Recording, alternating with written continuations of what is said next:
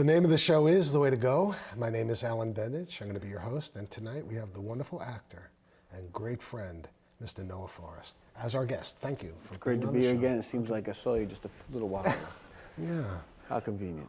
But you seem so relaxed now. I'm very relaxed. I wish we had menus and I can order something. I mean, really, a couple of drinks would be really good. Right. I think we ought to integrate that into the show next time. So we were just talking a little bit before the show started about Tribeca. You live down at Tribeca. Right. That is some neighborhood. Do you like living over there? I like it down there. Yeah. It's a nice area. I grew up on West 97th, and the interesting thing is I never thought being in an apartment would appeal to me again. I always just felt so claustrophobic, but since I have a lot of space, so, you know, I get out, I go down to Asphalt Green, down to the gym down there, so, you know, it's nice. It's a beautiful, I mean, because I used to work down there, we actually filmed some episodes of Script, the original Scriptless. In that restaurant. Right, on Late, and also at Late Street. Yeah, that's right down there. Yeah, right. Yeah. I never knew that existed, you know, and then to realize, I guess, that The Godfather was filmed in that area around some of that part over there. But that place is so much different now than it was even 4 years ago. I mean, right. It's built up. The construction boom is unbelievable, man. It's pretty insane. And how much? I mean, the property values on that area of Manhattan are probably maybe the highest. Yeah, it's high. It's unbelievable over there. I mean, there's so many very, very wealthy people that live in that area. You know that building down there that they call it the Jenga building? Right. That weird thing, man. Yes. It is strange, right? Yeah, I'm not so sure. I think it's more of an eyesore than I like it. Some people like it. I don't like it. Right. Do you like it, the Jenga building? Well, I think it's I think it's interesting. I'll put it that way. It's interesting. Right. I bet you the views from inside are just unbelievable, man. It's like, because it's built like the terraces, right. Like you step out and you know, feel like you're walking on the air. It's almost scary in a way. It would be a little scary. I don't like to be that high up, man. Right. And I used to work a little bit further down near Worth Street, and remember that big crane accident that happened? That was right outside my door where I worked. Yeah, I remember when that happened. It was crazy. That was nuts. Yeah, we inquired how you were, remember? Yeah. We looked in on you. We were looking out for you. I know. That's great. So let's talk about your film career, because that's really what I want to talk about. Well, it's really more of a C-A-R-E. The extra ER in the end hasn't been added yet, but we can pretend it's a career. But you, I mean, do you love it? I love it when I'm doing it. Right. I don't love all the other crap around it, but when I'm doing it, when I'm actually physically doing it, right. That's the reason I would do it. I don't care about all the peripheral crap. I don't get starstruck, man. I mean, I don't care. Well, I get starstruck, but one thing I do, whenever I said action when we worked together, you were such a good actor, and you have like a command on the set. When you're acting, I mean, even with Waiting, you know, the film that we did. Right, I had a lot of fun with that. But you have, you know, when you talk, there's so much command behind what you talk. Only when I'm working. Because when I talk all the other times, nobody cares. No, but it's good to be able. Out. But that's a character that you have. That's one. I think you have that in your back pocket almost. I mean, you have a very strong character. I'm not going to be accused of being the most versatile, right. And I think I've told you this before. Right. I'm not going to get a call from Broadway to do Hamlet. Right. Right. It's just. I mean, I would like to try it, but I just don't think. You know, people talk about taking on the Bard and you have to do Shakespeare to prove something. Right. I don't buy any of it. And I'll tell you something else. Yes. While we're on the subject. Take your greatest actors of all time that could do both. Shakespeare or acting. Brando in particular. Right.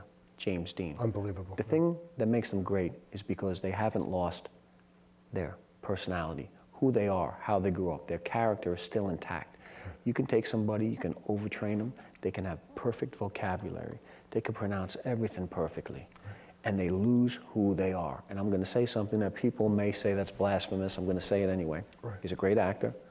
I have great respect for his ability. He has talent and ability that far exceeds anything I'll ever achieve. Right. But when I watch him work, I don't know who he is. I don't know who he is. And that's Laurence Olivier.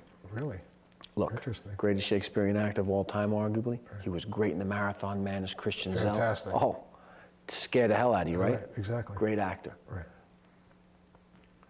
You know, there was talk of him being the Godfather.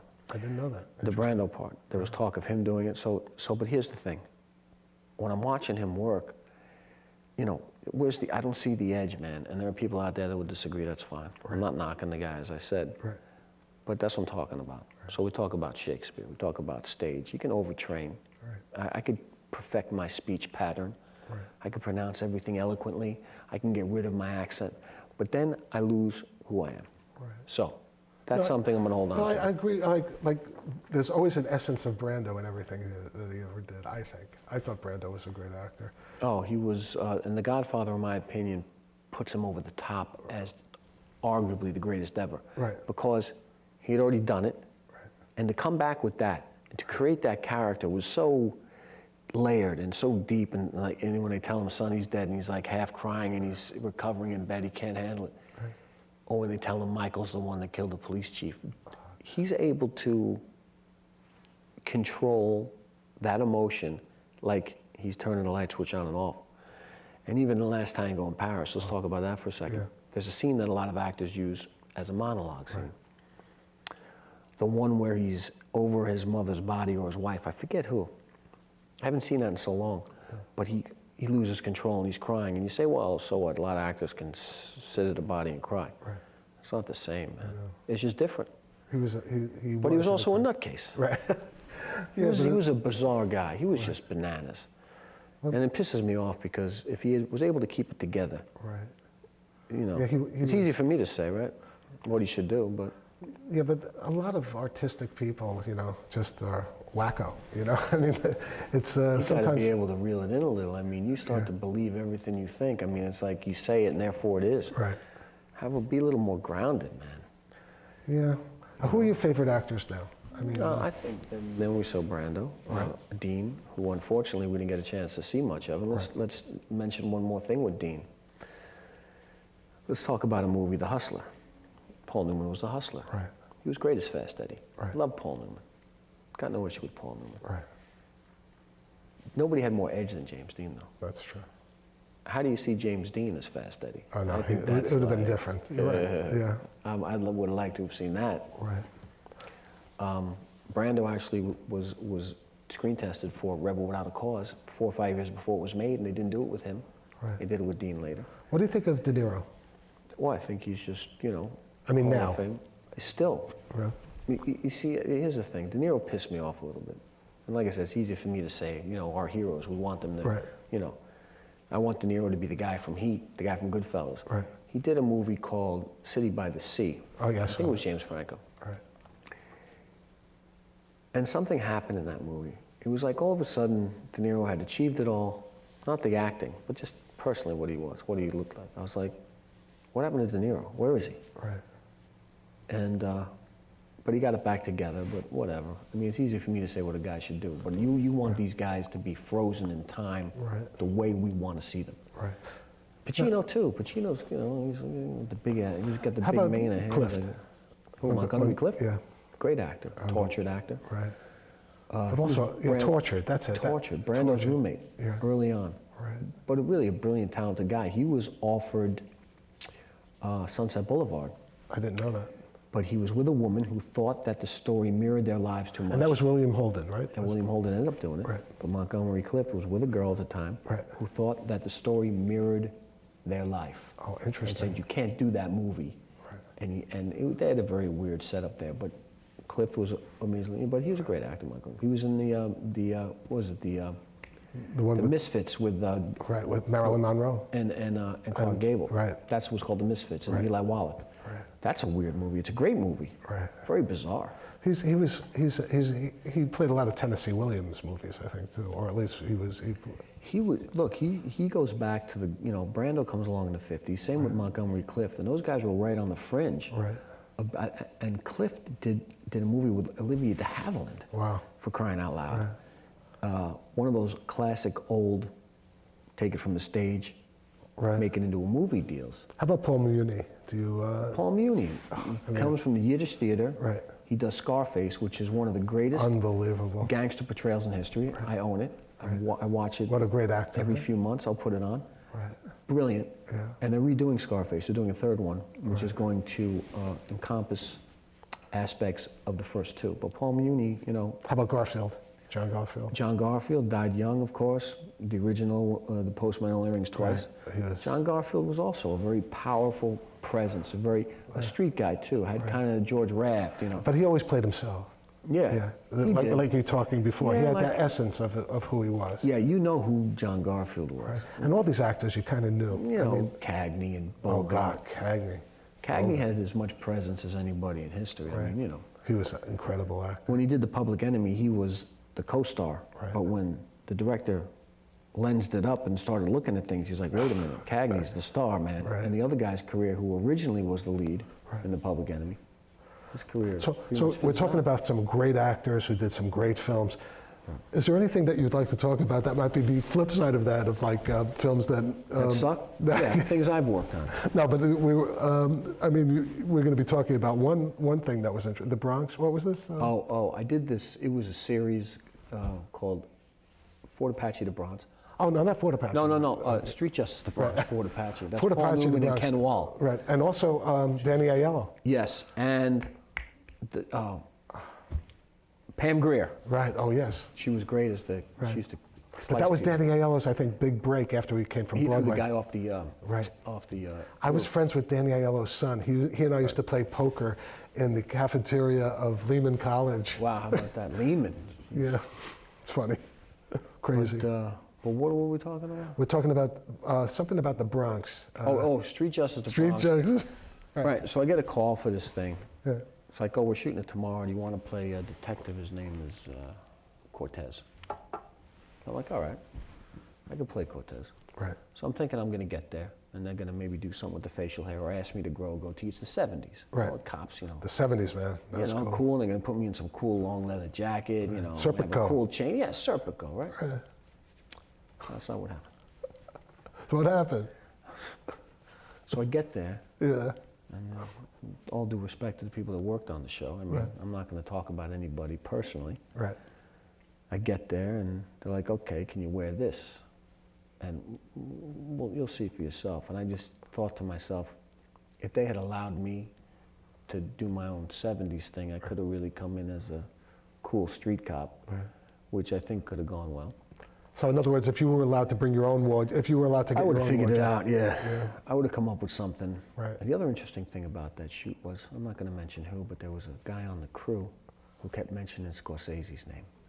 He kept saying, Scorsese does this, and Scorsese does that. I was about to go up to him and say, listen, you're not Scorsese. Not only you're not Scorsese, but we haven't even seen clip one of this thing yet. Right. So before you Right. jammering on to everybody about Scorsese every 10 seconds, well, Scorsese does this. Then if it's so easy to do it, go ahead and do it. Right. Okay. So, I got that off my chest. so do you love this show so much that you actually brought a clip for us to watch? Well, I right? brought a clip because I want you to tell me Right. if this is the 70s or not. And if Okay. it is, I'm not knocking it. I was like, I lived in the 70s. I mean, you know, I had a good time during the 70s, I'll put it that way. I was young. Yeah, you're a young man. I had to wait. I couldn't get in to see Saturday Night Fever. Oh, that was one of my favorite movies. It played for a year at this theater, and I couldn't get in to hear it, but I'd see it, but I'd hear the music, and I'd be like, what's going on in there? Right. One of the classics.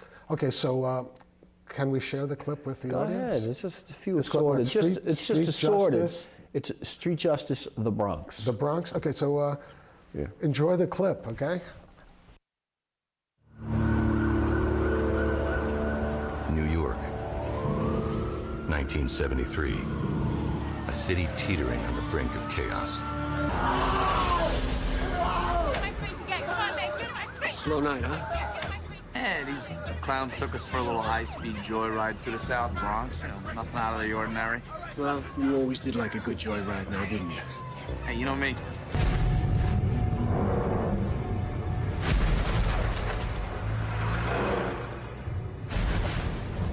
Jesus, Ralph, you got to hit every pothole?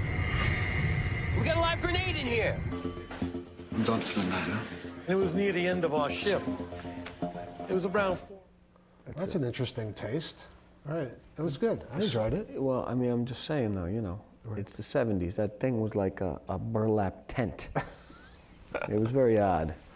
But it's still, the cars at least were The cars were good. You know who provided the car for that show? Anthony? Our buddy Anthony. Anthony, yeah. Anthony's got all the cars, man. I know. He probably makes a living with providing cars. He's got a lot of cars. Anthony would be the guy I would call if I'm producing I need period cars. He's got all the cars. Right. So I saw Anthony on set there. That was one of the cool things about it when he showed up. I'm like, hey man, I know somebody. That's it. And, From Scriptless, right? Yeah. Was that the first time you met Anthony on Scriptless? Or was Oh yeah. That was the first time. And so I saw him over there. He provided the cars.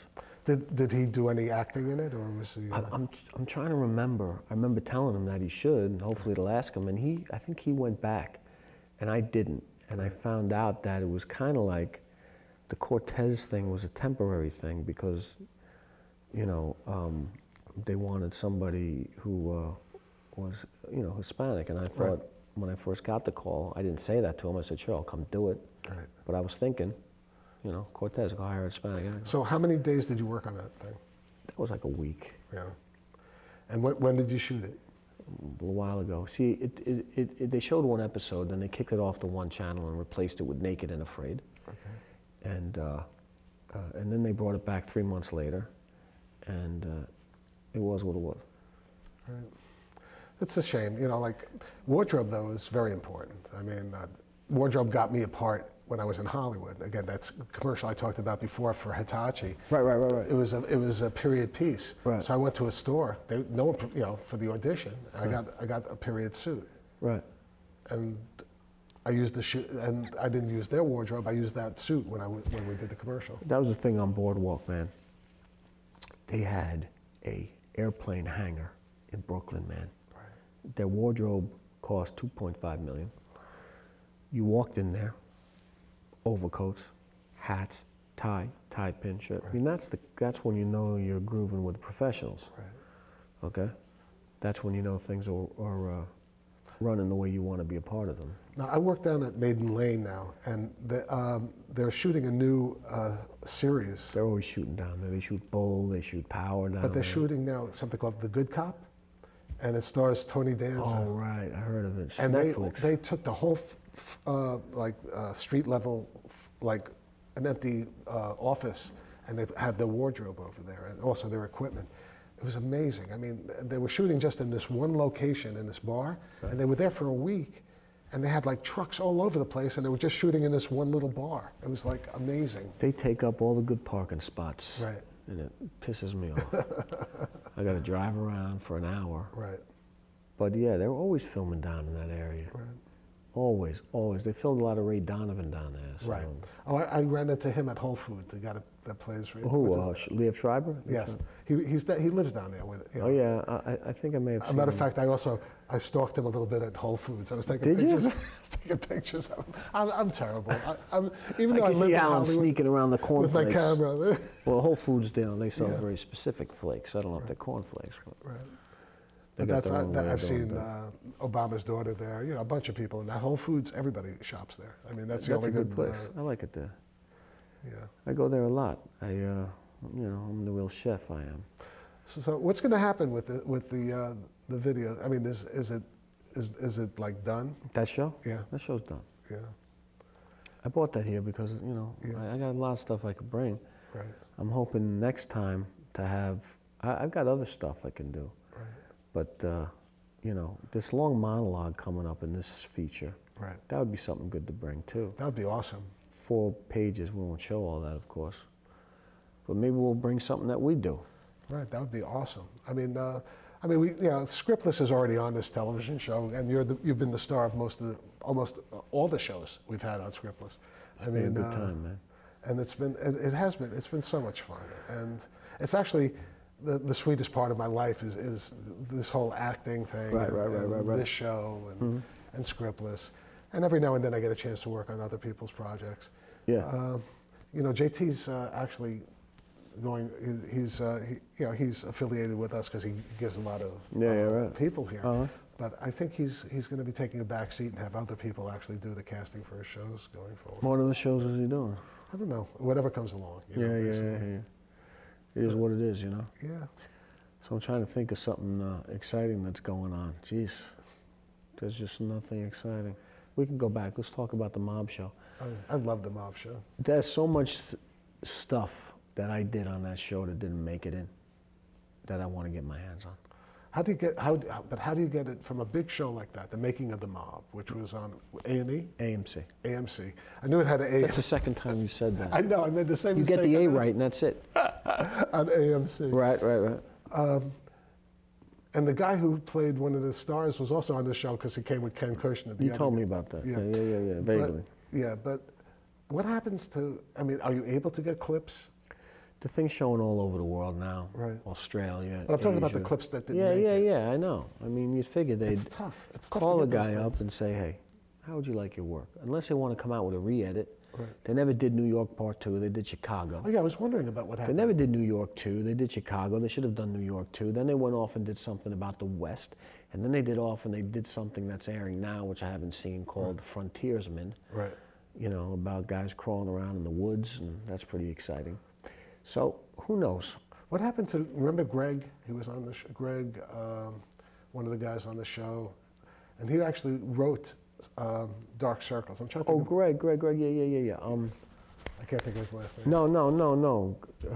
This is crazy because I know him. And the fact that I can't. But what's he doing now? Because I know he was doing Tony and Tina's wedding for a while. He does. He writes stuff. He writes. He's not doing much, he's doing more writing than Yeah, acting. and putting on plays and stuff in the city, I think. Right, yeah, because I know that he's a good writer. I mean, he wrote Dark Circles, which was a fun thing that I worked on. I can't believe I can't remember his last name. It starts with a C. Greg something. Chiaffi. Chiaffi, there it is. That's terrible that we could have. If Greg ever sees this, I apologize. I'll send him a copy. Greg's a good guy. Yeah, he Greg's is. a good guy. Yeah, he played. He played in what? In the Mob? No, but he also played with me. He played like this cop, and I was He was a bad guy. Lucchese in the thing. He was Lucchese. In the Mob wow. thing, yeah. And And what was your part again? Carlo Gambino. Okay, that's like unbelievable. But look, somebody posted something on Instagram at the time it was coming out and said, I hope they don't make my uncle or second cousin or whatever, I hope they don't do something bad with the story. I mean, and someone said, yeah, he doesn't look anything like Carlo. Right. But I think it ended up working out, so it was all right. You know, I mean, the guy, I So probably... you actually, relatives of Carlo Gambino actually saw the show. Right, and I got approval from that, and I had a guy send me a message saying he appreciated the portrayal, he thought I did him justice, which... Right. I mean, what else do you want? No, that's fine. The last thing you want is to do something and have people say, what are you doing? That's horrible, man. I mean, I'm sure there were people that didn't like it. Where did they film that? Wasn't West Virginia. West Virginia. So how long were you out there? I was there for like a month. Wow. They had a casino there that we went to a lot. I don't gamble much. If I lose $20, I get pissed. Right. I just get mad. Right. I've won some money, but losing money just sucks. It's like you get mad at the machine and you keep trying to win it back, and that's when you really get, they really get you. So I had a casino there by the hotel we used to walk over to, and there was a diner we used to hit on our route. And, you know, it was like a month of going back to college, but you're working. But were you like local celebrities because you were there? No, you know, people knew we were there to do something, but nobody knew. The funny thing was we all had our suits on, walking around downtown, and what the hell are these guys doing here?